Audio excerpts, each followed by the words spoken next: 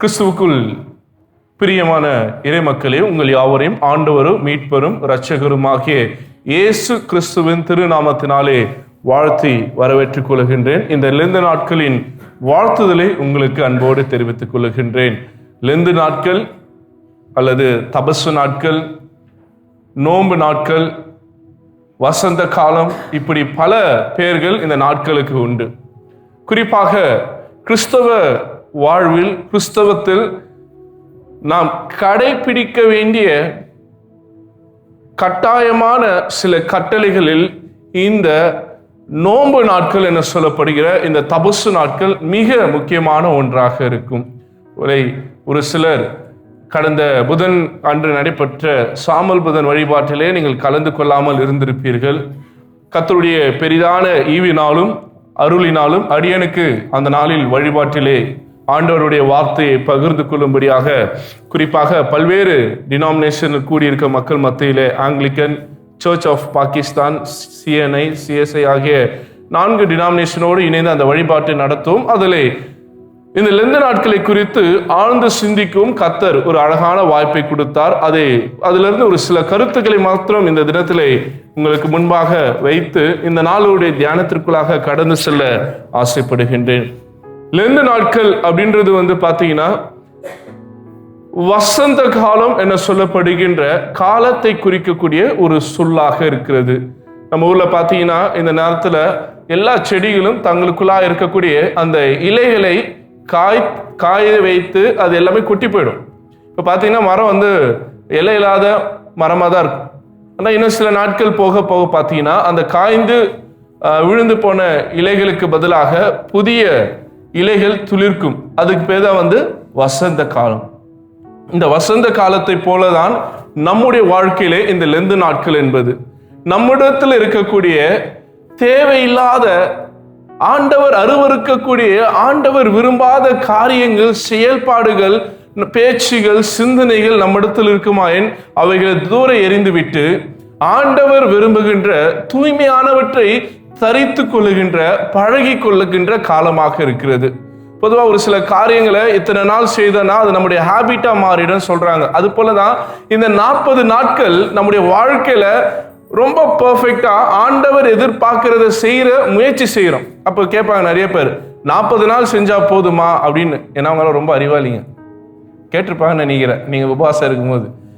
அப்படி இருக்கிறவங்களாம் கேட்கும்போது நம்ம சொல்லணும்னா, ஒரு காரியத்தை ஒருத்தர் 40 நாள் செஞ்சுட்டான்னு வச்சுக்கலாம், அவனே முடியலன்னா கூட அவனால அதை செய்யாம இருக்க முடியாது. அப்போ இது ஒரு பயிற்சி, இட்ஸ் ஸ்பிரிச்சுவல் ட்ரைனிங் பீரியட். இந்த லென்ட் என்பது நம்முடைய ஆன்மீக பயிற்சி பட்டறை, நம்முடைய ஆன்மீகத்தை வலுப்படுத்துவதற்காக, ஸ்ட்ரென்த் பண்ணுவதற்காக.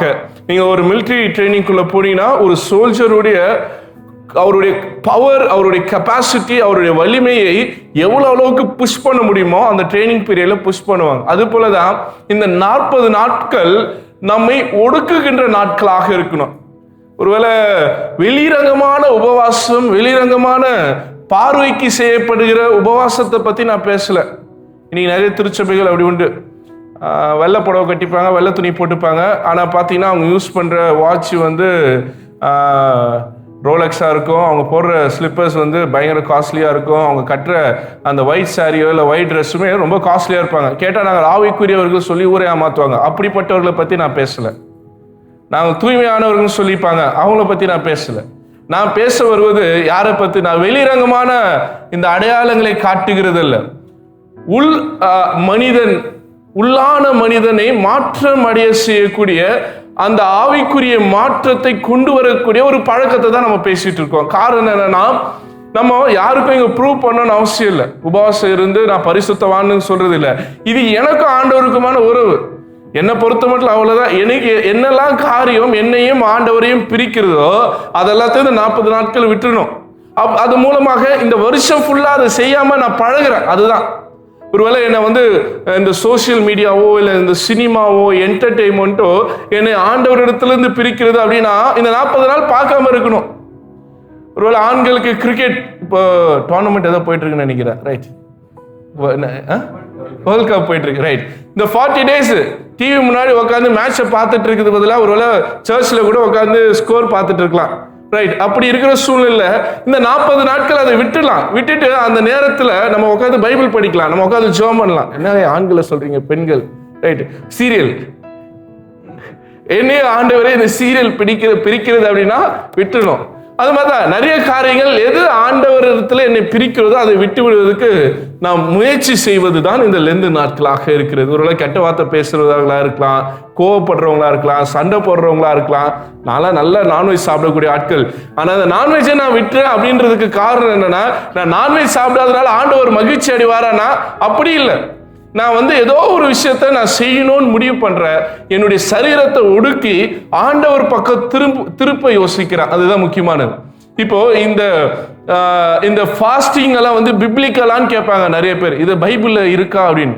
ஒருவேளை அன்னைக்கு சாமல் புதன் வழிபாட்டிற்கு வந்தவங்களுக்கு நான் 3 நிகழ்வுகளை சொன்னேன், ஞாபகம் இருக்குங்களா? முதல் நிகழ்வு எங்க? 3 incidents in Bible where God's people made fasting.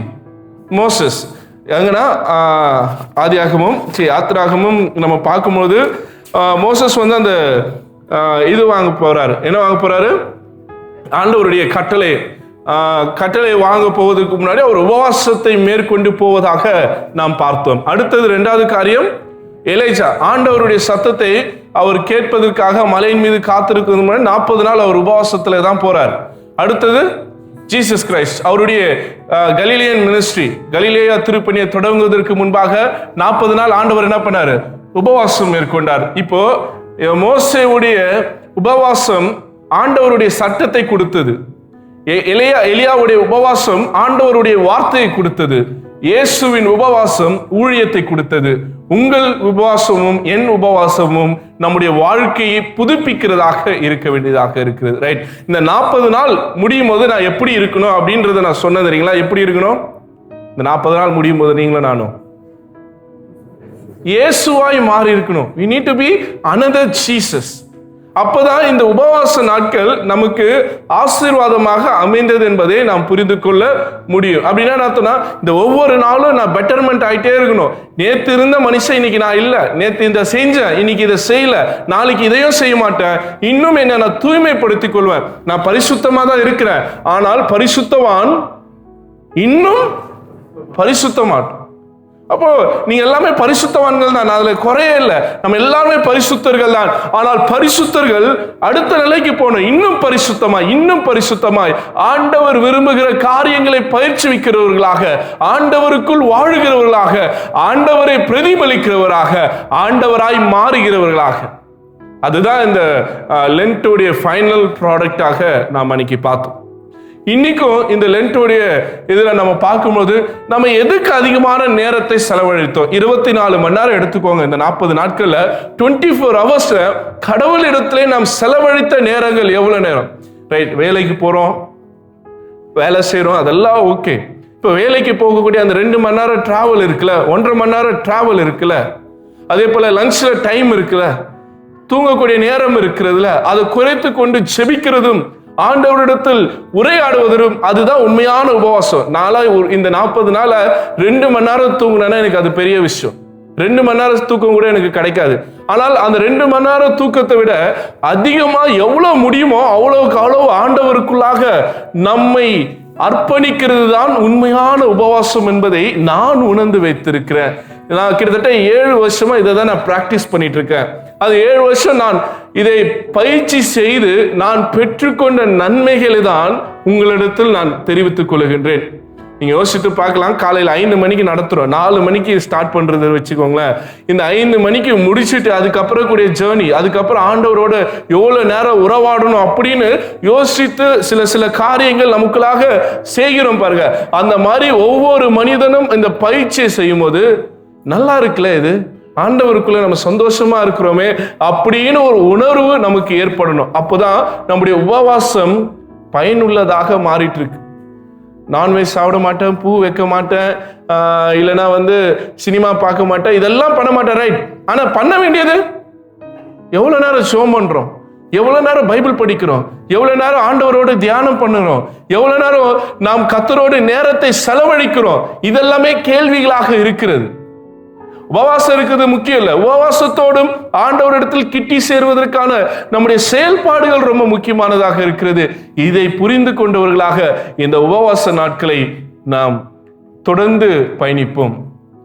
இந்த லெந்து நாட்களிலே 40 நாட்களும் 40 பைபிள் ஸ்டடி மெடிடேஷனை உங்களிடத்துல கொண்டு வந்திருக்கிறேன். நீங்க யோசித்து பாருங்க, அதோடைய தலைப்பை ரொம்ப அழகா காயின் பண்ணி கொண்டு வந்தேன், ஜேர்னி டுவர்ட்ஸ் த கிராஸ். அப்போ எந்த அளவுக்கு இந்த தியானங்கள்ல திருச்சபையுடைய காரியங்கள்ல நம்ம ஈடுபாடோடு இருக்கிறோம்னு யோசிச்சு பாருங்க. Journey towards the cross from creation to the resurrection, அப்புறம் tracing God's plan of salvation. ஆதியாகமம் தொடங்கி நற்செய்தி பகுதியில், அதாவது படைப்பு முதல் ஆண்டவரின் உயிர்த்தெழுதல் வரை கடவுளின் மிகப்பெரிய திட்டம் எது? சால்வேஷன், மீட்பு. இது எல்லாவற்றிலும் மீட்பு எப்படி நடந்து கொண்டே இருக்கிறது. மீட்புனா இது ஒரு நாள் திட்டம் அல்ல, இது தொடக்கத்திலிருந்தே மீட்பு இருந்துட்டே இருக்கிறது. ஆதாம் ஏவாளுடைய வாழ்க்கையில மீட்பை பார்த்தோம். அதுக்கு அடுத்தது என்ன பார்த்தோம்? நேத்து அந்த நேத்து விழுச்சியில ஆண்டவர் எப்படி அவர்களுக்கு ஒரு மீட்பை கொடுத்தாருன்னு பார்த்தோம். இன்றைய தினத்துல காலையில நம்ம என்ன பார்த்தோம்? பாபேல் டவர். அது தண்டனை இல்லை, அது என்னது? ஒரு ரட்சிப்பின் பயணம். அந்த மக்கள் கட்டிட்டு அப்படியே போயிருந்தாங்க, ஆண்டவர் விட்டுதானா அந்த ஜனங்கள் அழிந்து போயிருப்பாங்க. அதனால்தான் ஆண்டவர் மொழிகளை தாறுமாறு ஆக்கி போட்டாருன்னு சொன்னோம். அதுவும் ஒரு வகையான ரட்சிப்புன்னு நம்ம காலை தியானித்தோம். நாளைய தினத்துல நாம் நோவா வழியாக இந்த ரட்சிப்பு எப்படி வெளிப்பட்டது, அப்போ ஒவ்வொரு கட்டமைப்பிலும் இந்த ரட்சிப்பு, இந்த சால்வேஷன் ப்ராசஸ் எப்படி அமைந்தது என்பதை நம்ம சிந்தித்து கொண்டேதான் இருக்க போறோம். ரைட், கிட்டத்தட்ட நீங்க வரீங்களோ இல்லையோ 74 பேர் வந்துட்டு தான் இருக்கிறாங்க. ரைட்டா? இதை குறித்து கரிசனை உள்ளவர்கள் இருக்கிறாங்க, இருதயத்துல வாஞ்சை உள்ளவர்கள் இருக்கதான் செய்கிறார்கள். அப்படிப்பட்ட மக்களாய் நீங்களும் நானும் இருக்க வேண்டும் என்றுதான் ஆண்டவர் எதிர்பார்க்கின்றார். மற்ற 40 நாட்கள் விட்டுருங்க, மற்ற நாட்கள் நம்முடைய வாழ்க்கையை நம்ம இஷ்டத்துக்கு தானே வாழ்ந்துட்டு இருக்கிறோம். அட்லீஸ்ட் இந்த 40 நாட்களுக்காவது திருச்சபை எதிர்பார்க்கிற மாதிரி, ஆண்டவர் விரும்புகிற மாதிரி ஒப்பு கொடுப்போமே.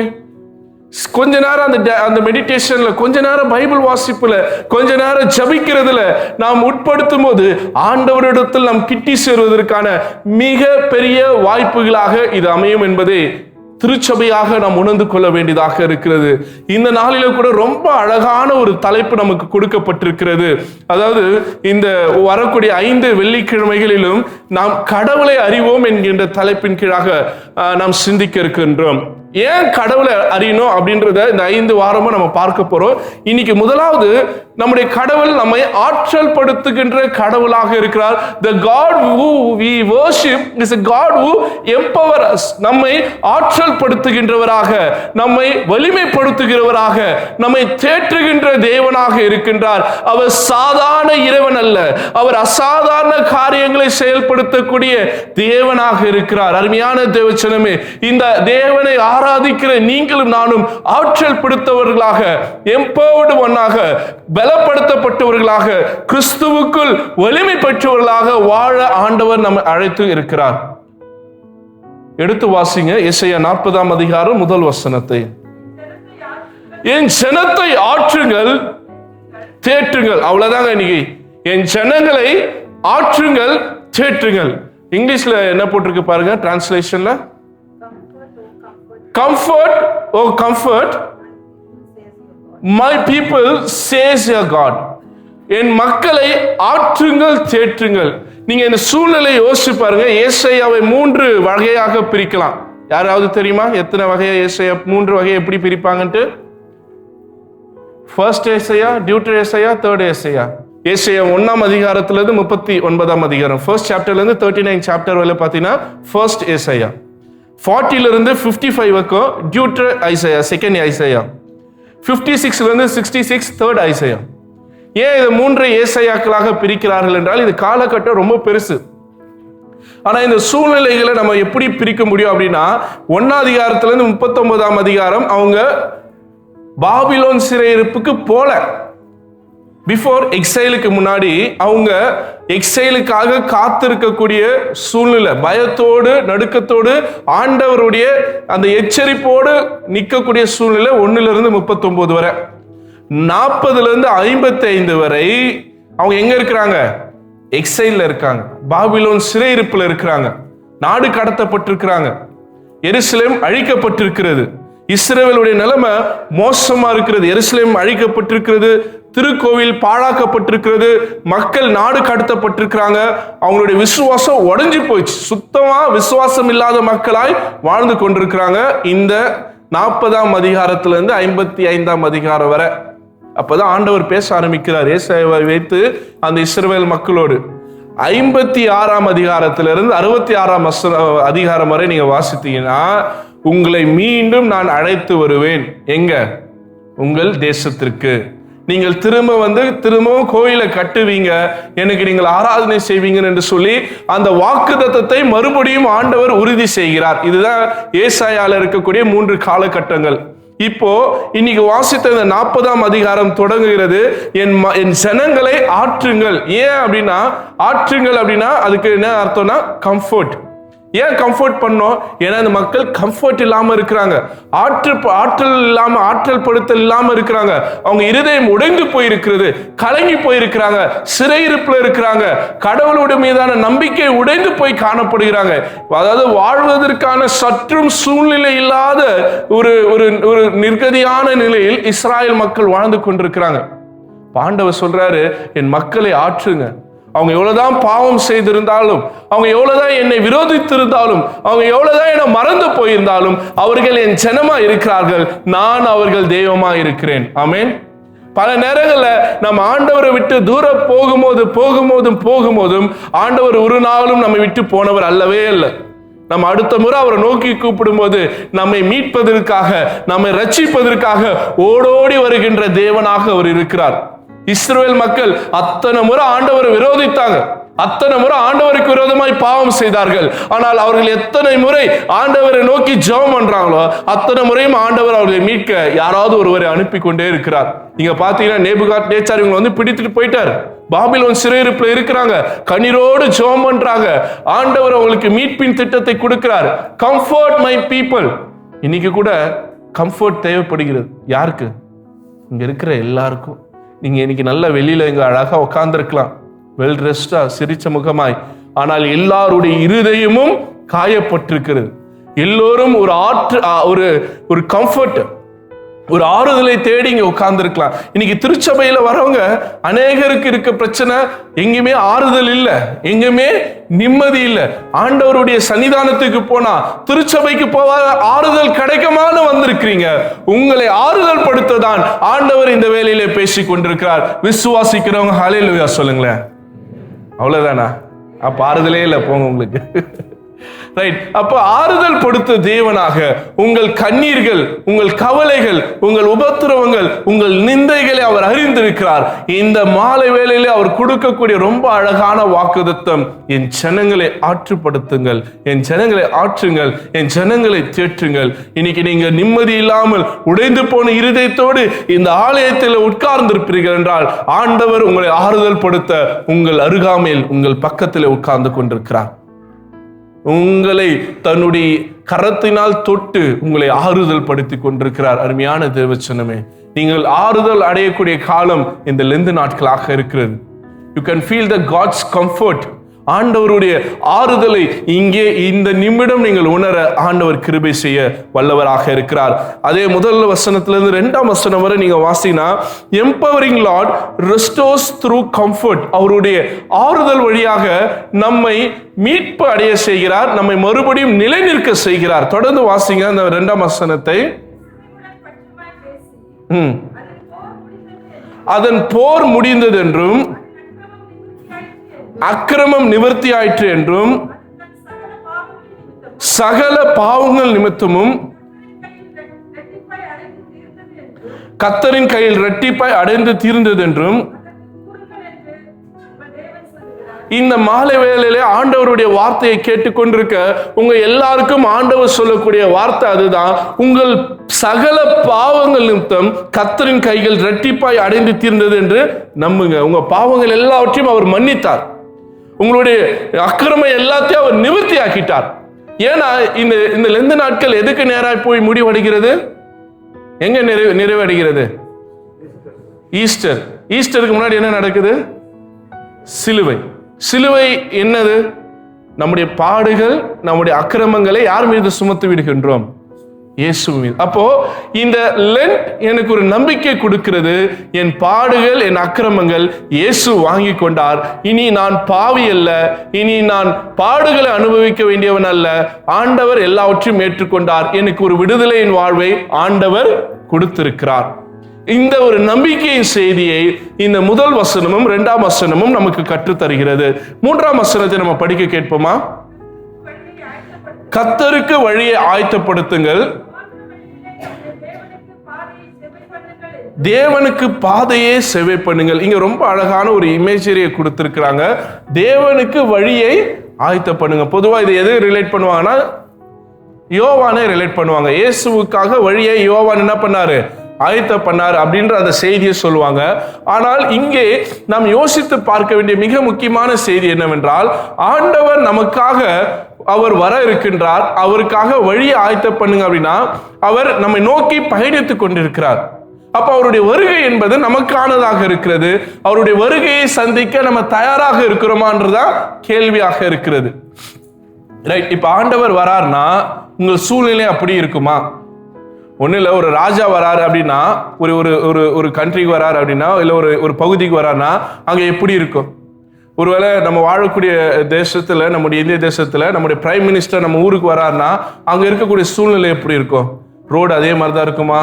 இல்லை இருக்கக்கூடிய குப்பைகள் அதே மாதிரி தான் இருக்குமா? இல்லை அங்கே இருக்கக்கூடிய அழுக்குகள் அப்படியே தான் இருக்குமா? இல்லை, எல்லாமே மாற்றி அமைப்பார்கள். அது போலதான் ஆண்டவரின் வருகை நம்முடைய வாழ்க்கையை மாற்றி அமைத்துக் கொண்டிருக்கிறது. எதற்காகனா நம்முடைய வாழ்க்கை எப்படி இருந்தது, நம்முடைய வாழ்க்கை எவ்வளவு பாவத்தில் இருந்தது, நம்முடைய வாழ்க்கை எவ்வளவு உரையான சேற்றில் இருந்தது, ஆண்டவர் அவற்றிலிருந்து நம்மை மீட்டெடுக்க அவர் வந்து கொண்டிருக்கிறார் என்பதுதான் இந்த செய்தியாக இருக்கிறது. மீட்பர் நம்மை மீட்க வரார். அவர் வரும்போது அவர் நம்முடைய வழிகளை ஆயத்த பண்ண சொல்லுகிறார். ஏன்னா அவர் வருவதற்கு நாம் ஆயத்தமா இருக்கிறோமான்றதான் கேள்வியாக இருக்கிறது. அடுத்தது வாசிங்க. பள்ளமெல்லாம் உயர்த்தப்பட்டு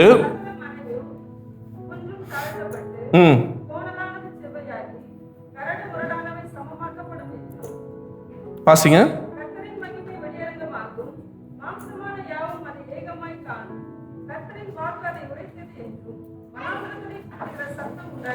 வனாந்தரத்திலே கூப்பிடுகிற சத்தம். இது யோவானுடைய சத்தத்தாக நம்ம எப்பவுமே ஒப்பிட்டு பேசுவோம். ஆனால் இன்னொரு காரியத்தை நம்ம புரிந்து கொள்ள வேண்டியதாக இருக்கிறது.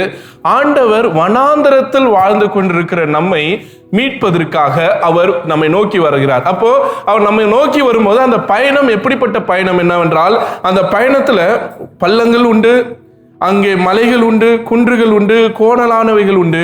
ஆனால் ஆண்டவர் நம்மை நோக்கி வருவதனால அந்த வழி முழுவதும் மாற்றி அமைக்கப்படுகிறது.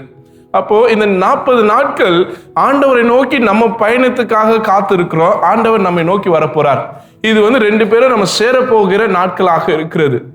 அப்போ இதுக்கு நாம் ஆயத்தமாக இருக்கிறோமா, இதுக்கு நாம் தயாராக இருக்கிறோமா என்பதுதான் நம்ம கற்றுக்கொள்ள வேண்டியதாக இருக்கிறது.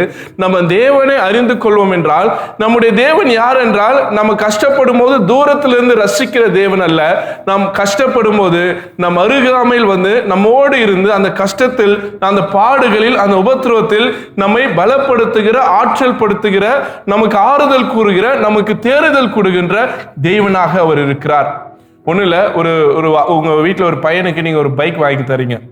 இப்போ அந்த பையன் அந்த பைக்கில் நல்லா போயிட்டு வந்துட்டு இருக்கான். திடீர்னு ஒரு நாள் அந்த பைக்கை ஒரு திருடன் திருடிடுறான்.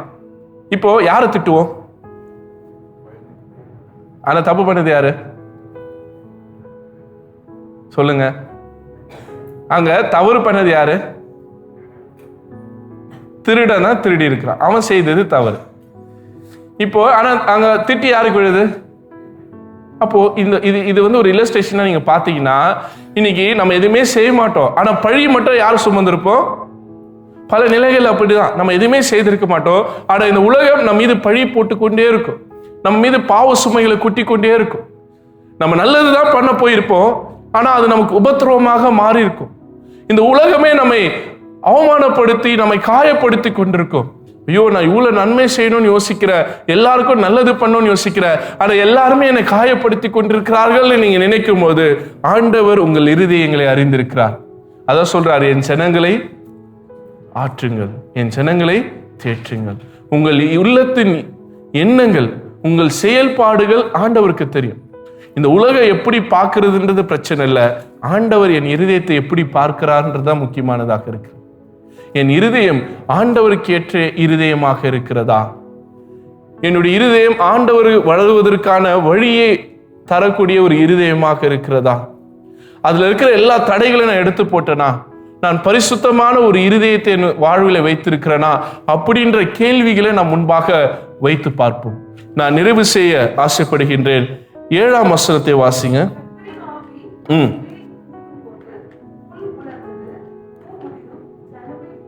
அடுத்தது